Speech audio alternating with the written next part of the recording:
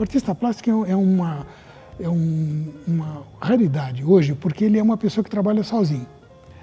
Então você tem que criar uma rotina. É uma rotina estranhíssima, que é diferente de todo mundo, mas é uma rotina quase que rígida, assim, né?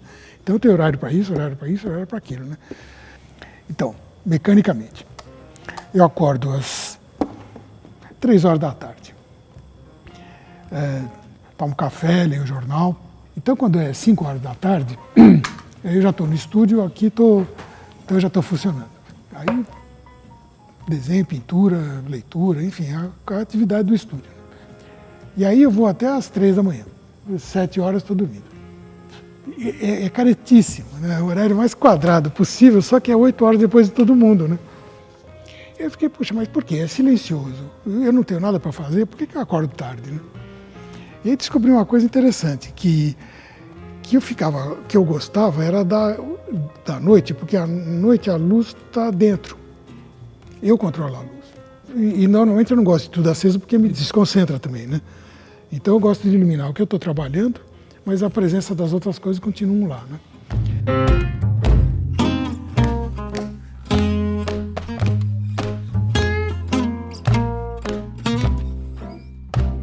Outro dia eu perguntei para o Baravelli, como que é seu sábado e domingo? Ele falou, igual a segunda, terça, quarta, quinta e sexta. Ou seja, os dias dele são dias de ofício, dias de trabalho de um pintor, de um desenhista. Você tem um artista que por um período maior até do que 50 anos, produziu ininterruptamente, de manhã, de tarde, de noite e tal, de uma forma quase operária, e que estabeleceu uma produção fantástica de desenhos, pinturas, objetos, tudo. É uma obra que ela não tem, ao mesmo tempo que ela está toda ligada na questão do tempo, ela se torna temporal porque ele não está preocupado com isso, ele está fazendo um trabalho quase que de forma operária.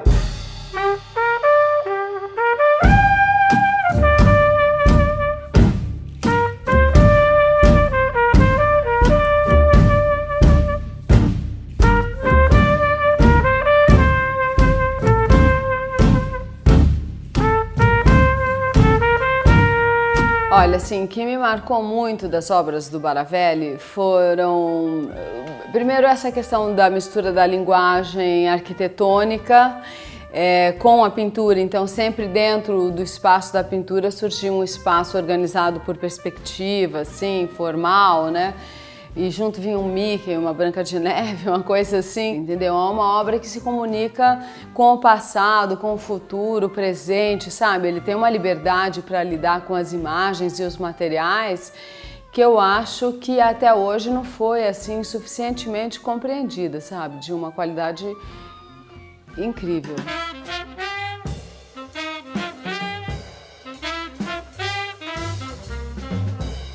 E eu acho que o Baravelli ele falava muito da coisa de São Paulo. Ele é um artista paulista, basicamente.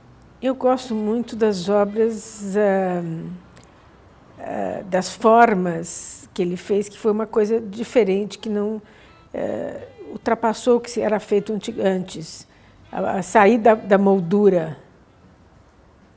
Foram as primeiras obras que ele fez assim, que eu acho que foram as mais surpreendentes.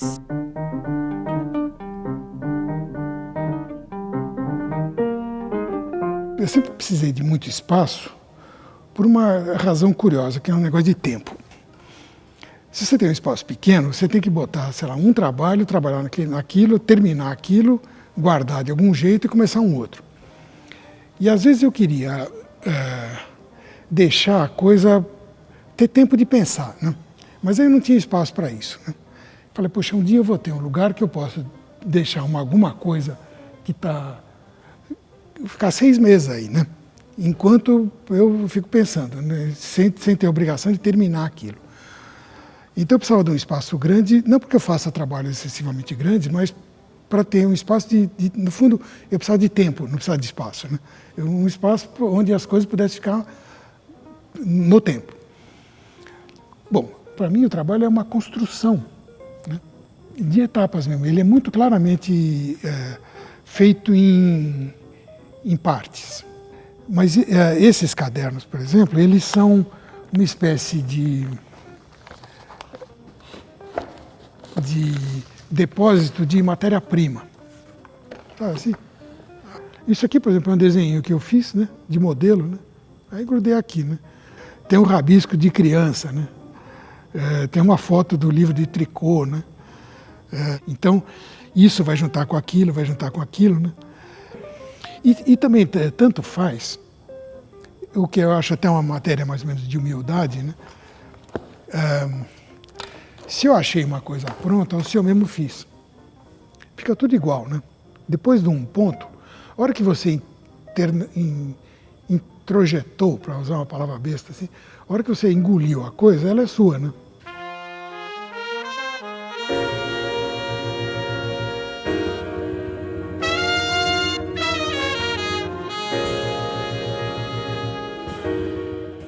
Então, por exemplo, isso aqui é um trabalho que está começando. Bom, depois a gente fala da imagem, mas eu faço um trabalho desse tamanho aqui. Isso aqui, por exemplo, foi tirado da revista Bolinha. E isso aqui é mais antigo ainda, eu acho que é do Milton Caniff. E aí, então, a partir desse desenho, por exemplo, que eu vou começar a pensar no trabalho maior, né?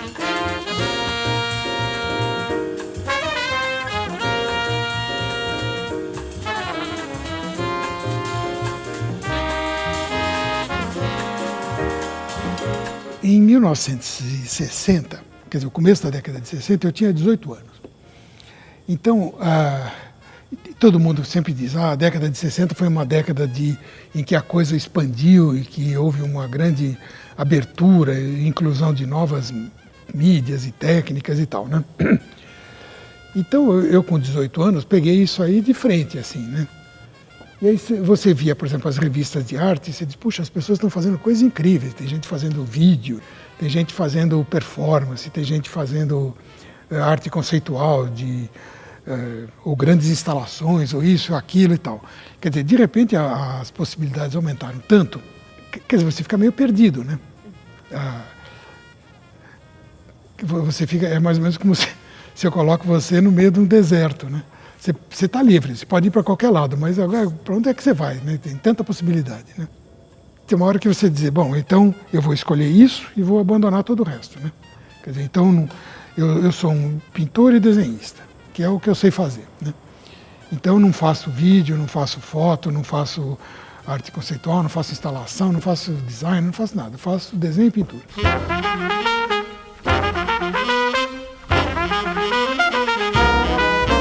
Como eu te disse, em 1960 eu tinha 18 anos, que é a época que você vai pensar em vestibular, coisa do tipo. Né? Mas nessa época, por exemplo, a única opção para quem tinha alguma facilidade de desenho era estudar na faculdade de arquitetura. E eu estava com os meus amigos da faculdade, que era o Fajardo, o Nasser e o Rezende. Tinha uma galeria ali na Avenida São Luís e estava tendo uma exposição de um sujeito que a gente já tinha ouvido falar, que era o Wesley. A gente entrou na galeria e, por acaso, ele estava lá. E eu disse, puxa, vocês são da Faculdade de Arquitetura, né? Oh, que legal e tal. Então, deixa eu mostrar a exposição para vocês, conversou. Sabe, uma coisa de uma abertura, assim, de uma informalidade que pegou a gente um pouco, né? Mais ou menos num impulso, assim, a gente disse, nós estamos sem aula lá na faculdade, você não quer dar umas aulas para a gente? Então, eu lembro muito o Wesley dava lá umas aulas de desenho e tal, mas eu via, por exemplo, como é que ele tratava com o Marchand, como é que ele tratava com o modelo, como é que ele tratava com o crítico, sabe assim? E você ficava, no fundo, era mais uma licença para frequentar o ateliê dele, né? E que roubar o que você pudesse, assim, né? De catar do ar tudo quanto foi informação possível. Né? E essa é a melhor formação, assim, que um artista pode ter, né?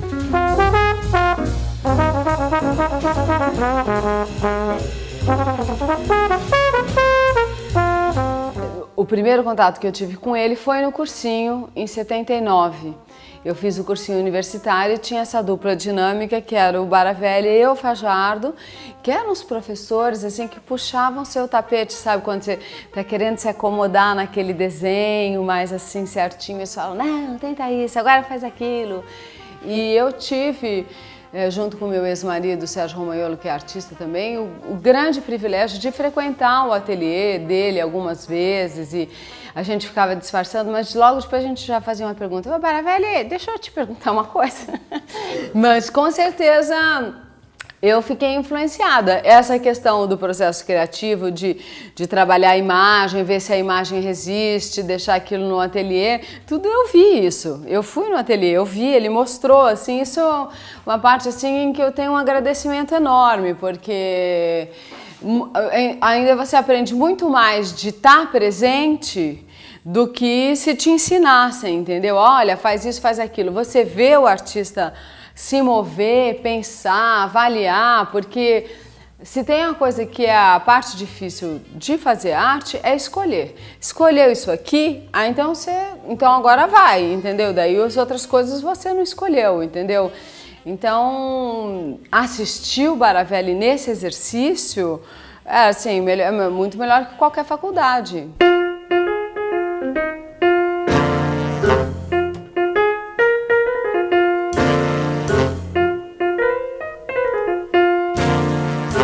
O Baravelli, pelo menos particularmente, ele é muito significativo para a minha geração.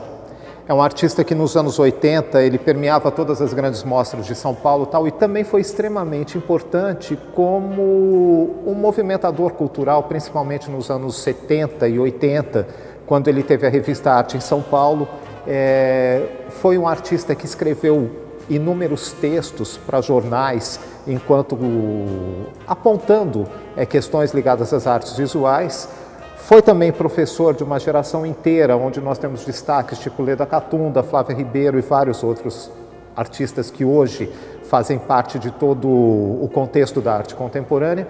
Enfim, o Baravelli é aquele cara que é completo, mas ao mesmo tempo ele é completo, muitas vezes ele passa desapercebido pela falta de foco da mídia no olhar dele e pelo próprio isolamento que ele se propôs.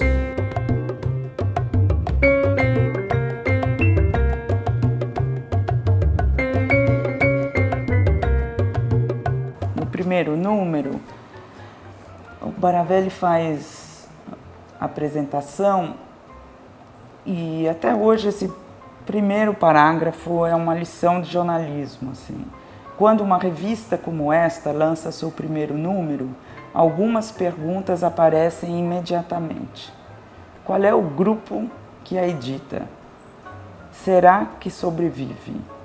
E o que eles querem? Então, quer dizer, se a gente lançar essas 3 perguntas de novo, olhando qualquer nova iniciativa, a gente tem todas as condições críticas para poder analisar o que está por detrás de uma iniciativa, né?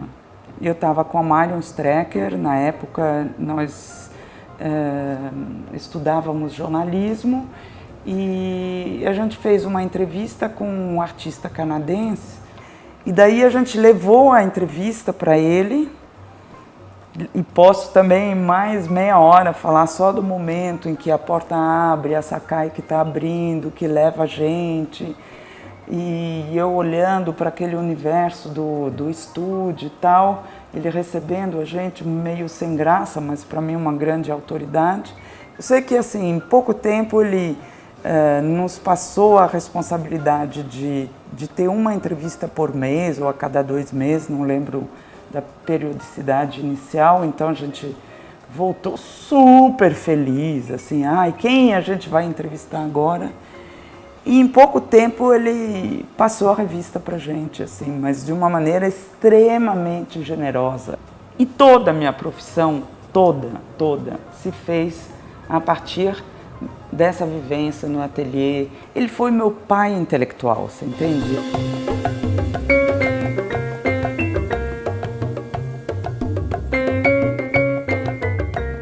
Se você perguntar a história da Escola Brasil, por exemplo, para o Fajardo, para o Nasser, para o Rezende, você vai ter provavelmente 3 outras histórias e que com o passar do tempo você vai mais ou menos moendo isso na memória, né? E as histórias provavelmente não vão coincidir muito bem, assim, né? A gente acabou de estudar lá com o Wesley 2 anos, então vamos fazer um ateliêzinho juntos, vamos alugar uma casa para a gente começar a pintar, fazer as experiências e tal. E alugamos uma casa aí na Alameda Franca. Acho que isso todo mundo vai concordar, porque a Alameda Franca está lá ainda. Tá? Era uma casinha na Alameda Franca e cada um tinha um quarto.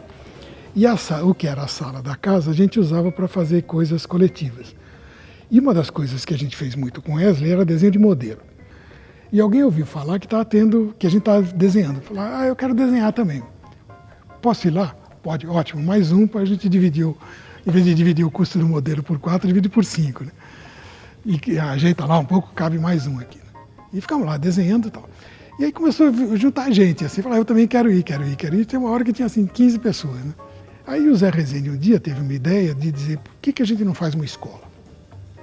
Como nós não tínhamos compromisso nenhum de dar um currículo padrão e tal, nós inventamos uma escola. Né? Então eu chegava lá na Escola Brasil, na minha aula, e dizia, bom, olha pessoal, vamos fazer desenhos que têm coisas simétricas. Ou quase simétricas, ou super simétricas, vocês inventam. E pronto. Né? E aí você tinha uma espécie de laboratório de pesquisa rolando, assim, porque todo mundo fazia aquilo, né? Você dizia, interessante isso aí, né? Era uma coisa muito informal nesse sentido. Né? Então tinha muito essa coisa de que, como era uma escola muito livre, ela permitia que as pessoas, cada uma tomasse o seu rumo. Né?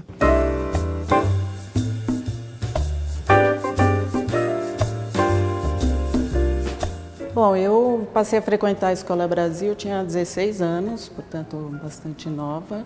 Então uma lembrança que eu tenho é que o Baravelli passou, não lembro em que período, a me chamar aos sábados, que ele costumava ir lá para a escola trabalhar sozinho na oficina, fazendo o trabalho dele. Eu pensava assim, vou colar nesse cara porque eu vou aprender muito, né?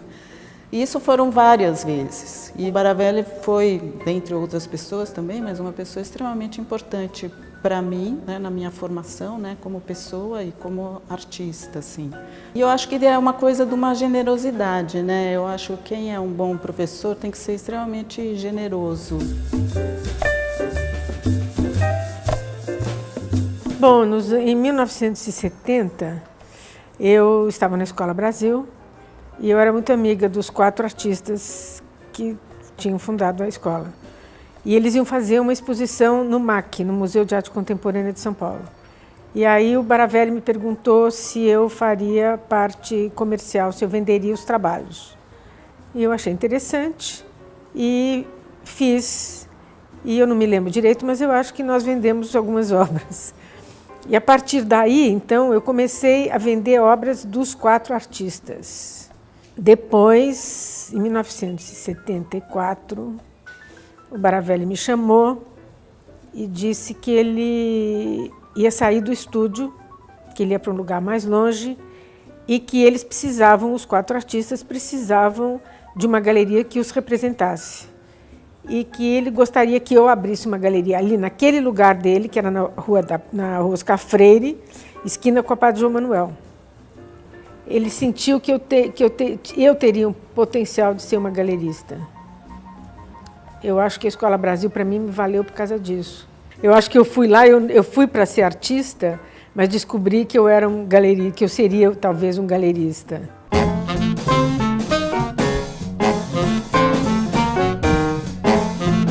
O meu primeiro contato com o Baravelli foi através do trabalho dele. Eu ia sempre que ele expunha na Galeria São Paulo, isso fim dos anos 70, começo dos anos 80, e eu sempre admirei o trabalho, mas eu passei a ter trabalhos do Baravelli há uns 10 anos. Bom, o Baravelli tem um papel fundamental, não apenas na coleção, que tem algumas obras pontuais e muito importantes dele, mas na história da arte brasileira contemporânea. Ele é uma pessoa que, não só pelo próprio trabalho, mas também pela trajetória do Baravelli e pela influência do Baravelli. Olha, essa exposição dos 50 anos, na verdade, é uma retrospectiva, é uma exposição que nos deixa muito contentes. Eu fico muito feliz em poder estar recebendo isso. É a primeira vez que o Instituto abre todas as suas salas, praticamente todas as suas salas, para receber um único artista. Então nós ficamos muito felizes, eu acho que vai ser uma exposição que vai agradar a todos e vai agradar principalmente a ele também. dificilmente nós, como galeristas, temos a oportunidade de acompanhar e, ao mesmo tempo, de poder propor uma retrospectiva de um artista que produziu por mais de cinco décadas e esteja participando desse processo de forma ativa.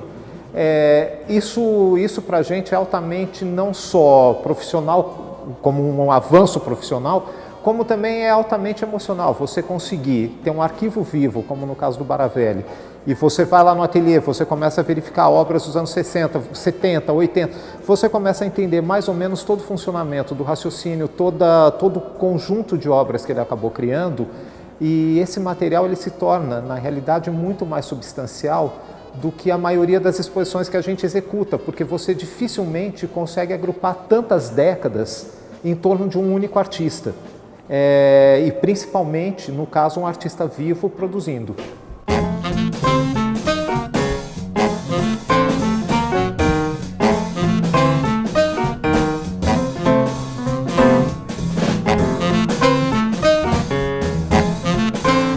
Isso aqui chama sala de guerra, assim, né?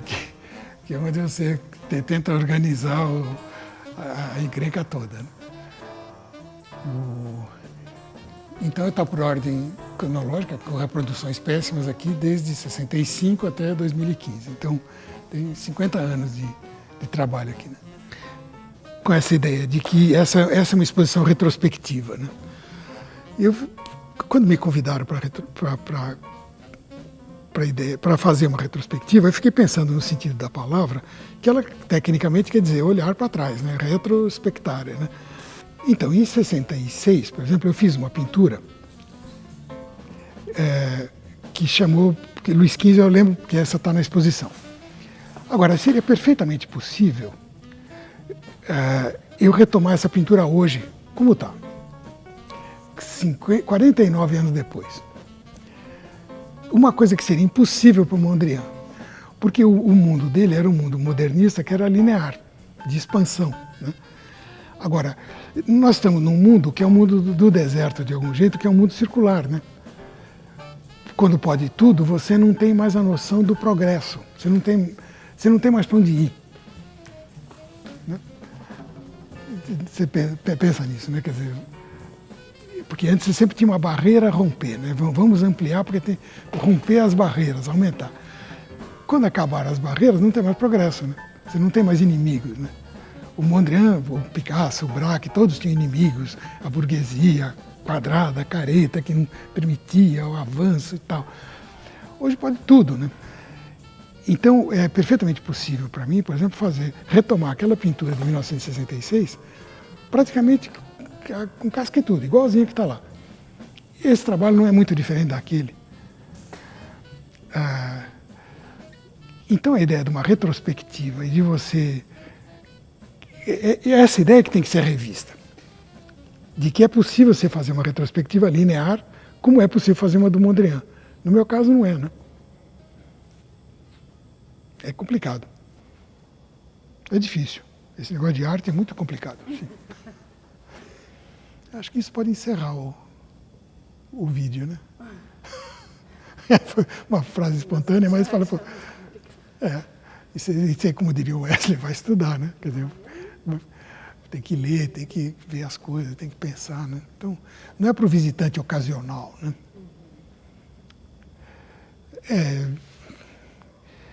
A arte é uma coisa próxima da filosofia, ou próxima da matemática. É um negócio que ela tem...